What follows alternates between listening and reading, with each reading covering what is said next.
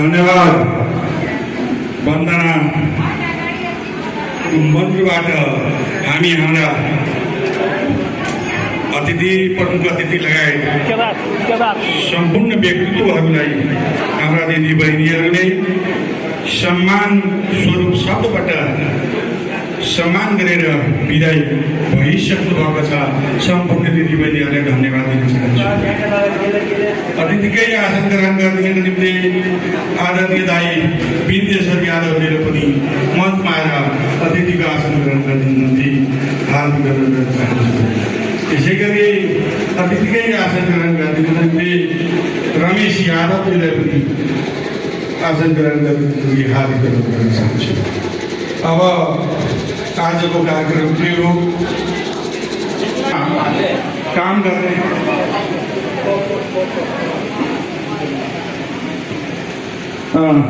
धेरै अथक प्रयास हाम्रा आदरणीय दाई निरा पोखरेल, हरि बेता, जवाहरलाल यादवले धेरै अथक प्रयास पश्चात आज यहाँसम्म आइसकेको छ।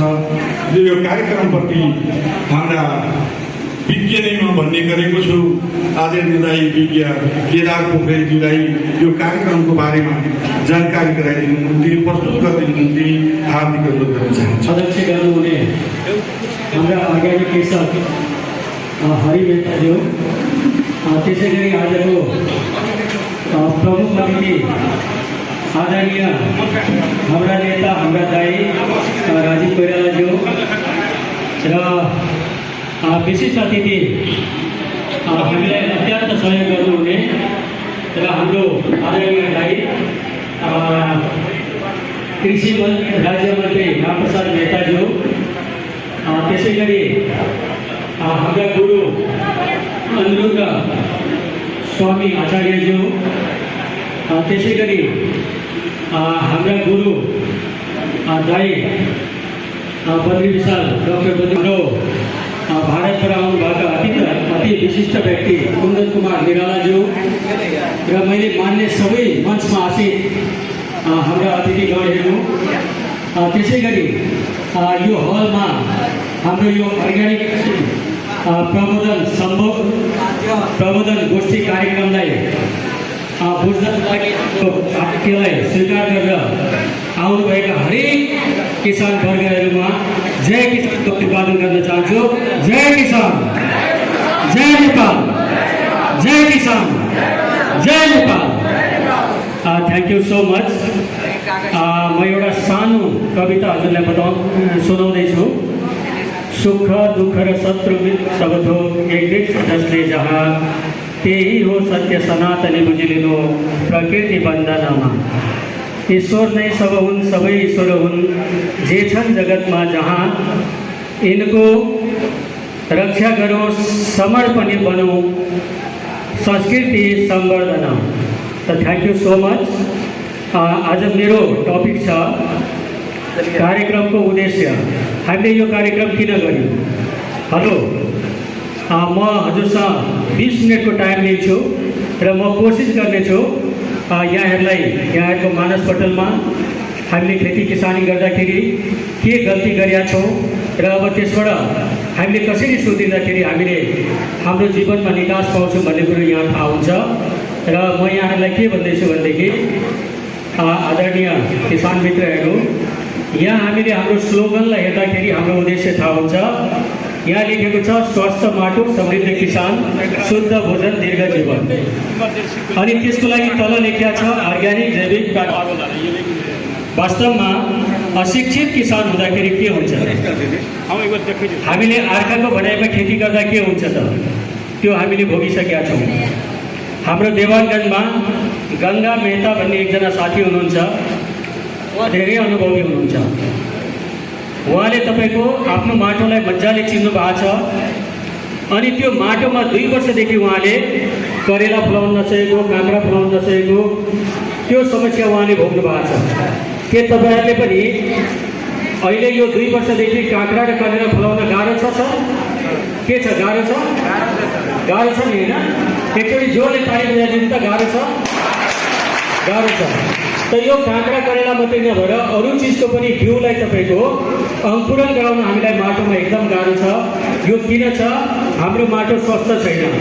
अब स्वस्थ माटोको परिभाषा के त?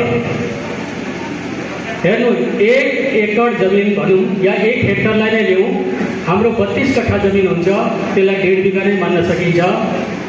1.5 बिघा माटीको जुन 6 इन्चीको लेयर हुन्छ नि, त्यसको वेटलाई हेर्नुहुन्छ भने करिब 21,000 कुन्टल तपाईँको त्यसको वेट आउँछ।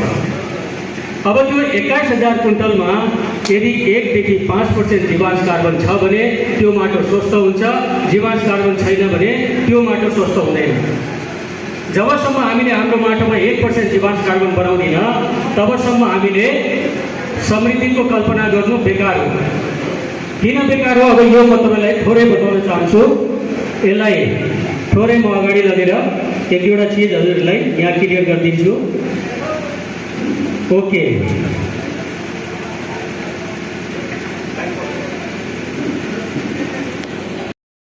यस कार्यक्रमका अध्यक्ष महोदय, विशिष्ट अतिथि ज्यूगण र यो हलभित्र उपस्थित हुनुभएका हाम्रा राष्ट्रका शुभचिन्तक मित्रहरू लगायत प्राण प्रिय हाम्रा उपस्थित सम्पूर्ण किसान वर्गहरूमा म सम्पतलाल चौधरी नमन टक्राउँछु र नमस्कार पनि। म यस्तो कार्यक्रमबाट प्रेरित भएर र 2-4 हप्ताको 1-2 घन्टाको ट्रेनिङ लिएर प्रेरित भएको कारणले म सानो, तपाईँहरूले समय जुटाइदिनु भएको छ, म सानो छोटो कविताको रूपमा लेख प्रस्तुत गर्न अनुमति चाहन्छु। कविताको शीर्षक छ हामी धरतीपुत्र किसान। हामी धरतीपुत्र किसान, खेल्छौँ लड्छौँ धरतीमा, खेल्छौँ लड्छौँ धरतीमा, हिलोले नुहाउँछौँ धुलोले पसिना पुज्छौँ, हिलोले नुहाउँछौँ धुलोले पसिना पुज्छौँ, माटोले दिएको अन्नपात खाएर जीवन गुजार्छौँ, माटोले दिएको अन्नपात खाएर जीवन गुजार्छौँ।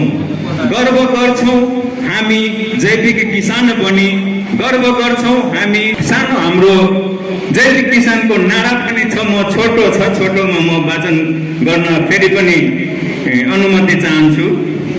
शीर्षक जैविक किसानको नारा। जैविक किसानको यो नारालाई पुर्याउँछौँ एक दिन सारालाई, बढाउँछौँ जमिनको उर्वर शक्ति। धन्यवाद सम्पतलाल चौधरीज्यूलाई। अबको कार्यक्रम अर्ग्यानिक कृषि प्रवर्धनसँग आबद्ध भएर अर्ग्यानिक खेती अगाडि लिएर गएको व्यक्तित्वहरूलाई सम्मानस्वरूप एउटा परिचय पत्र वितरण गर्ने कार्यक्रम रहेको छ।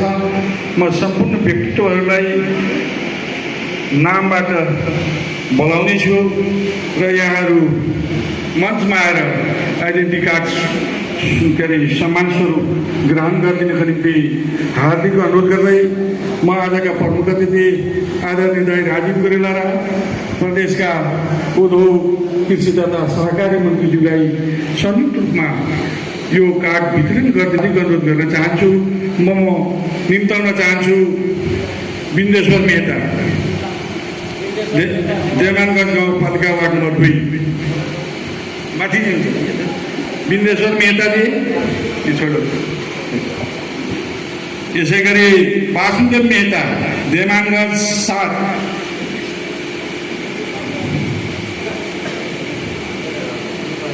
मीन बहादुर आचार्यजी, मीन बहादुर आचार्य अगाडि जानु न, अगाडि कहाँ ठेगाना बेलबारी 8 उहाँ पनि उपस्थित हुनुहुन्न। देवबहादुर, यहाँहरू दुवैजनालाई यो संयुक्त रूपमा यो कार्ड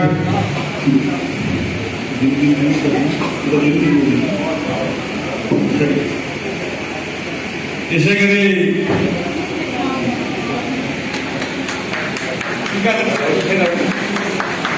त्यसै गरी निम्ताउन चाहन्छु रमेश मण्डल देवाङ्गल 2 रमेश मण्डलजी रमेश मण्डलजी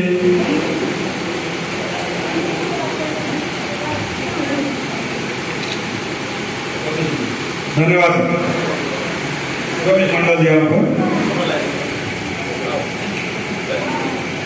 यसै गरी निम्ताउन चाहन्छु सत्यनारायण मेहता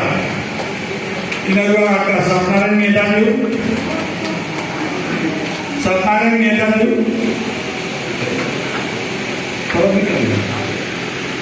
गंगा प्रसाद मेहता देवांगल 1 गंगा प्रसाद मेहता जी छिटो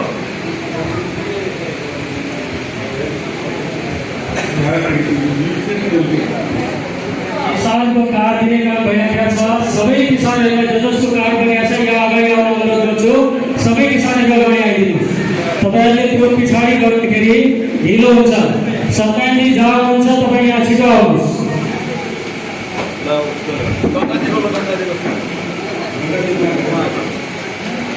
त्यसै गरी रूबी मातो भोकरा 4 रूबी मातो जी आउनुभएको छ आउन छिटो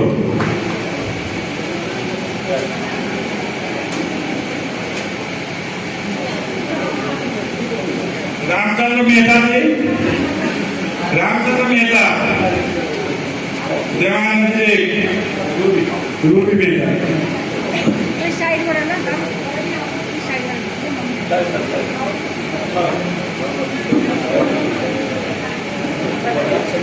रामचंद्र मेहता जी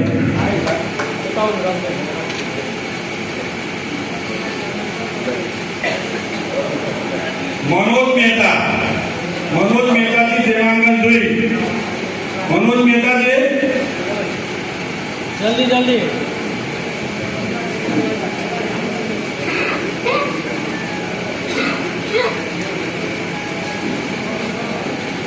सदानंद महतो देवांगन 7 सदानंद महतो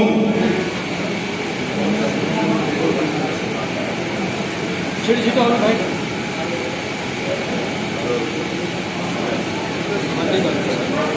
मेराज आलम बोगरा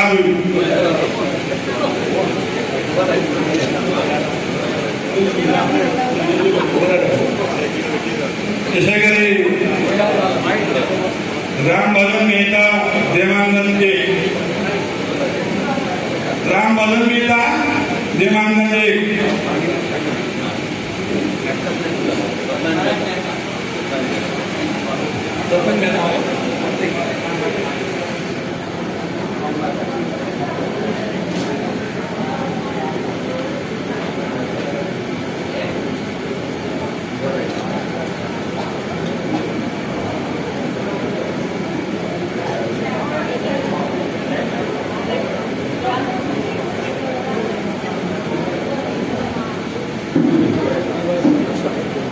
यदि पनि सदानंद महतो देवांगन 7 बिलेश्वर मेहता देवांगन 2 वासुदेव मेहता देवांगन 7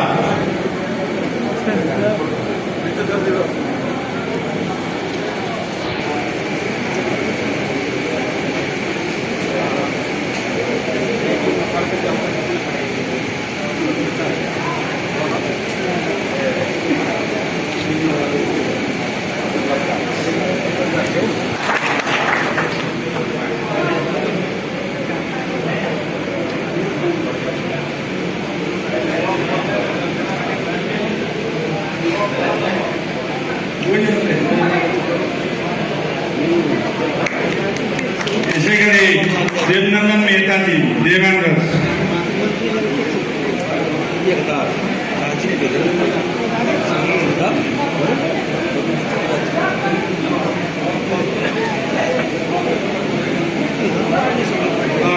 यसै गरी हाम्रो हरिप्रसाद मेहताज्यूले पनि आजको अध्यक्षले पनि यो ग्रहण गरिदिने निम्ति हार्दिक अनुरोध गर्न चाहन्छु र दुवै अतिथिलाई प्रदान गरिदिने निम्ति हार्दिक अनुरोध गर्न चाहन्छु।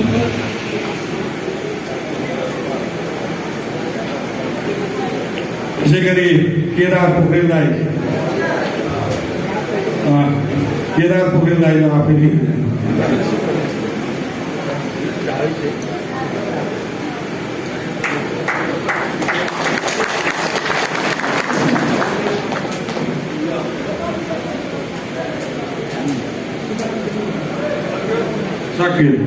कृषि जगतमा हाम्रा मित्र राष्ट्र भारत धेरै अगाडि बढिसकेको छ।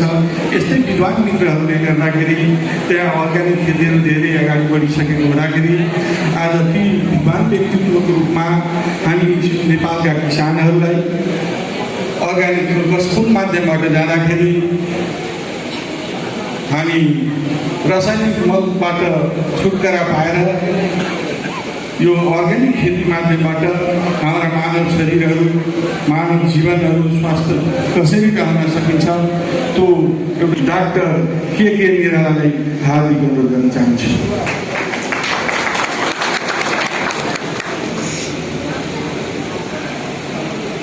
इस सभा में उपस्थित सभी ऑर्गेनिक कृषि प्रेमी भाई बहनों को मेरा भारत के ओर से भारतवासियों के ओर से सादर प्रणाम।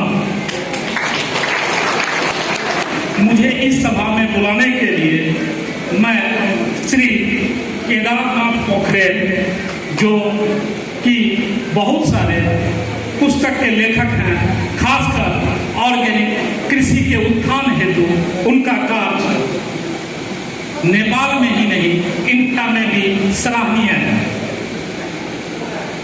इस कार्यक्रम आयोजन में सहभागी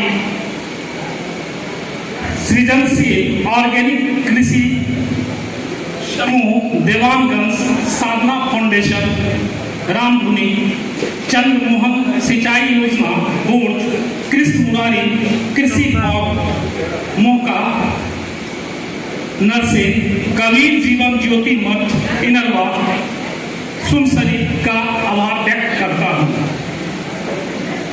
वर्तमान समय में इस सभी कृषि आधारित कार्यक्रम के लिए उपस्थित सभी किसान भाइयों का मैं अभिनंदन करता हूँ। वर्तमान परिप्रेक्ष्य में कृषि सभी लोग करते हैं, खासकर कृषि आधारित कार्य में जो हमारी भूमिका है वह कृत्रिम हो चुकी है और कृत्रिम कृषि से कोई फायदा किसान को नजर नहीं आता और खासकर जीवन जनमानस के लिए शुद्ध खाद्य पदार्थ फल सब्जी इन चीजों का मिल पाना असंभव प्रतीत होता है। इस कार्य हेतु श्री केदारनाथ पोखरेल ऑर्गेनिक पद्धति से कृषि उत्थान, खासकर ऑर्गेनिक कृषि की आवश्यकता क्यों?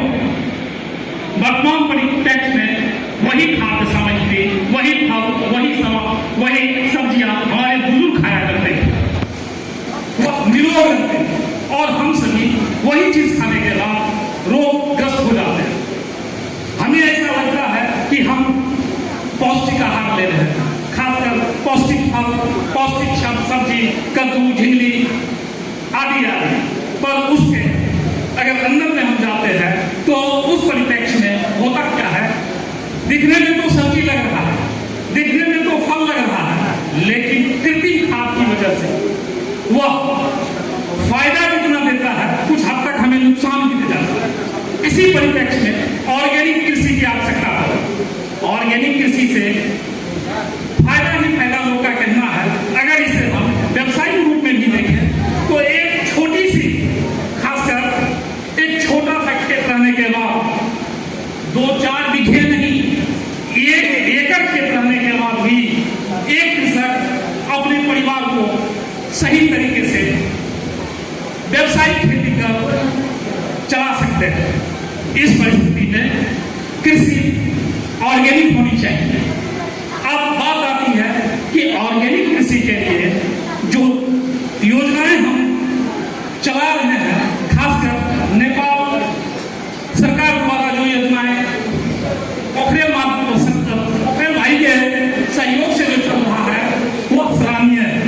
ऑर्गेनिक कृषि का अगर हम सहारा लेते हैं तो बहुत कम समय में ही हमें आर्थिक संपन्नता भी मिल जाए और खासकर स्वास्थ्य हेतु खाद्य सामग्री शुद्ध मिले, इसलिए ऑर्गेनिक कृषि की अति आवश्यकता है। वर्तमान परिप्रेक्ष्य की बात को व्यवसायिक परिप्रेक्ष्य के आधारित बातों के में चर्चा करते हैं। पोटास, यूरिया इत्यादि खाद जिसे हम खेत में उन्नति के लिए डालते हैं कि हमारा फल, हमारा सब्जी काफी जल्दी ग्रोथ करे, ऐसा हो नहीं पाता। वजह क्या है कि खाद डालते डालते, कृत्रिम खाद, कोई भी खाद डालते डालते हमारे मिट्टी की उर्वरा शक्ति बहुत कमजोर हो चली। इस परिस्थिति में हमें नेचुरल खाद बनाकर अगर उसके खेत में डालते हैं तो उसकी उर्वरा शक्ति बढ़ जाती है और हमें शुद्ध भोज्य पदार्थ, खाद्य पदार्थ प्राप्त होगा। ऐसी अवस्था में ऑर्गेनिक खेती की उपयोगिता हर कृषक को समझ में आनी चाहिए। खासकर यहाँ उपस्थित सभी कृषकों से मेरा आग्रह है कि कृत्रिम खाद का बहिष्कार करते हुए ऑर्गेनिक स्वतः बनाई गई खादों का अपने खेत में उपयोग करें, जिससे कि हमारी समृद्धि, खासकर जो पैसे हम लगाकर कृत्रिम खाद खरीदते हैं वह खाद अगर हम बना कि किसान यह कहते सुने जाते हैं कि मुझे कृषि से कोई लाभ भी नहीं होता। जब इसके हम मूल में जाते हैं तो उसकी जब गणना की जाती है तो जितनी हम उसमें खर्च करते हैं, जो भी रुपया लगता है वह कृत्रिम खाद खरीदने में, वह कृत्रिम खाद के साथ साथ वह कृत्रिम आधारित मेडिसिन देने में, अगर उस बातों को हम रोककर ऑर्गेनिक पद्धति से स्व निर्मित खाद, जिसका टोटल सिस्टम केदार बाबू पोखरेल के एक दिवसीय ट्रेनिंग से भी किया जा सकता है, उस चीजों को अगर हम अमल में लाते हैं तो वह खाद मुझे शून्य लागत पर भी मिल सकता है। वह वस्तुएं हमारे घर में ही उपलब्ध है। सब्जी का छिलका, मूल वो, और ऐसी परिस्थिति में हम वो खाद का निर्माण करते हैं। देखा जाता है कि अगर हम डीएपी देते हैं तो नाइट्रोजन की कमी हो जाती है, नाइट्रोजन देते हैं तो पोटास की कमी हो जाती है। बस उपस्थिति हमारे ज्ञान का अभाव है और उस ज्ञान के अभाव को खासकर अगर मेडिसिन के क्षेत्र में ही देखा जाए, हमारे डॉक्टर साहब, वेटनरी के डॉक्टर साहब, कुछ समय पहले मैं भारत से आया हूँ, कुछ समय पहले मुझे एक ज्ञान वर्धक बातें थी, वह उसमें लागत नहीं है, क्योंकि वेटनरी के क्षेत्र में रहते हुए उन्होंने बकरी पालन, गौ के पद्धति पर जो हमारी परिचर्चा से हुई वह बहुत कम में उन्नति का आधार बन सकता है। ठीक इसी प्रकार अगर खाती ऑर्गेनिक खेती के विषय में थोड़ा सा 1 दिवसीय 2 दिवसीय अगर हम ट्रेनिंग प्राप्त कर लेते हैं, जिसके महारथी पोखरेल साहब एवं यहाँ के कुछ उनके साथ सहयोगी संस्थापक सदस्य जो भी हैं उनके अंडर में जाकर कृषि ट्रेनिंग अगर हम ले लेते हैं, 1 दिवसीय कृषि ट्रेनिंग, तो उस कृषि खाद के पास हमें जाना